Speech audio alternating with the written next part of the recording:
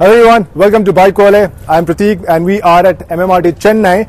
I really wanted to say that we are here to ride the new BikeWale R3 and the MT-03, but sadly we are not because Yamaha has not yet launched these bikes, but we are expecting that to happen in the next 3 to 4 months. Now there are two reasons Yamaha want to launch these bikes in India. First reason is Yamaha doesn't want its FZ and MT-15 and the R3 customers go to a different brand. They have to upgrade within the brand, and that's why we have these bikes. And the second reason is basically, they want to bring a lot more Indian young consumers within the brand and someone who's looking not at the 150cc segment but at a 300cc segment, and that's why we have these bikes here. The R3, well, we are expecting a price tag of about 3.49 to 3.59 ex showroom, whereas the MT-03 we are expecting a price tag about maybe 2.99 to 3.09 like ex showroom, undercutting the KTM R390 by a couple of thousand rupees.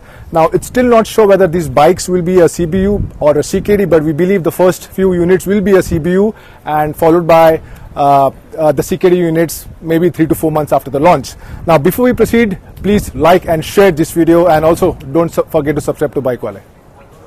Now the reason you see both the bikes right here with us is because both the bikes are based on the same platform. It shares the same chassis, same engine, same swing arm, same cycle parts. In fact, it gets the same overall length. The wheelbase are also exactly the same. The only difference is, well, the styling, which we will talk about in detail, and the overall width of the bike, because this has a clip-on handle but this doesn't, and obviously this is slightly taller because of the fairing.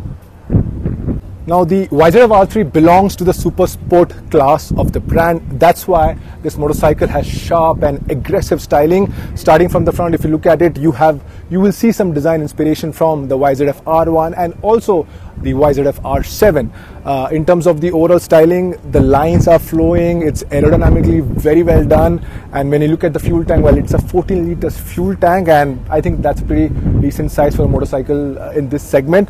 But in terms of overall styling and aesthetics, the BikeWale R3 looks really good, and they have designed the motorcycle in such a way that it brings out a lot of presence on the road. The overall road presence is really good, and it doesn't really make you feel that it's a 300cc motorcycle. It's slightly above the segment. Now the MT-03 is targeted to buyers who spend most of the time on the road and not really on the racetrack. That's why the overall styling that you see on the bike is more focused towards the urban riding conditions. If you look at from the front, this motorcycle looks really aggressive. Yamaha calls it the dark side of Japan, and we really like the tagline.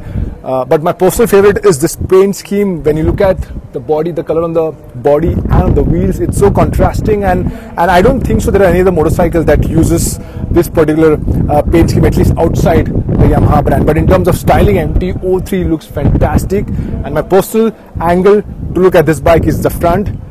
The headlamp unit, it's very aggressive, and if you look at the side, it's basically looks like a motorcycle is just about to pounce on someone. And I think the overall styling on the MT-03, I think a lot of people are surely going to love it. You tell us, what do you think about the MT-03 styling?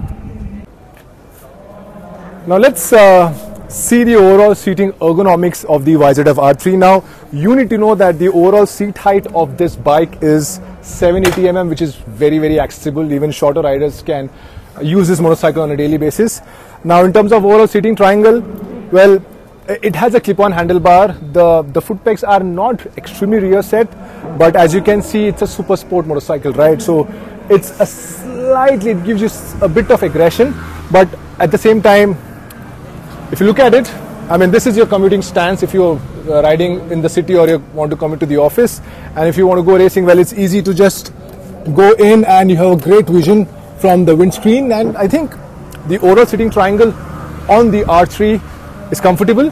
It's easy, and I mean, it's easy to mount and unmount on the motorcycle. And but the real test we will tell you when we ride this motorcycle after the launch. And when it comes to the MT-03, well, like I mentioned in the earlier part of the video, it's a city motorcycle. This bike will be used in most of the urban conditions. The first thing you'll notice is you're sitting in the bike and not on the bike. And the overall sitting triangle, as you can see, it's very comfortable. You're not really on the aggressive side. You don't really have to, go for the handlebar. It's extremely easy, and I think riding on an everyday basis on the MT-03 is going to be an extremely easy affair. And in fact, it remembers me. Obviously, it's an elder sibling of the MT-15, and I really loved the MT-15 riding in the city conditions. And I'm sure this motorcycle in a city like Mumbai, I think it's going to be extremely comfortable to ride. Now let's talk about the most important aspect of these bikes, and that's the engine.